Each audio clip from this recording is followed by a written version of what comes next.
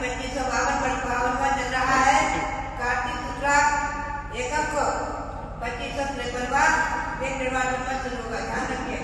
तो 24वें तीर्थंकर है भगवान का, 24वें।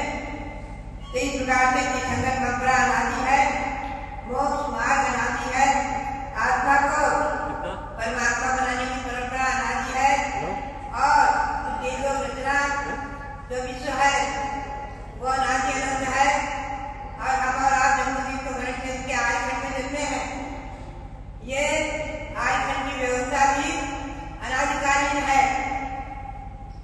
भले ही षटकाल परिवर्तन से छठे काल में अग्नि की वर्षा वगैरह होकर ये सब भूमि भस्मात हो जाएगी, लेकिन कुछ युगलिया जोड़े मनुष्यों के विद्याधर देव, विद्याधर मनुष्य, विद्याधर देव ले जाकर विद्याधर की गुफा आदि में रखेंगे छुपा करके, और उनसे आगे काला परंपरा चलेगी, उन्हीं से परंपरा चलेगी। ध्यान रखो, स्वर्ग से कोई नहीं आएगी परंपरा चलाने को।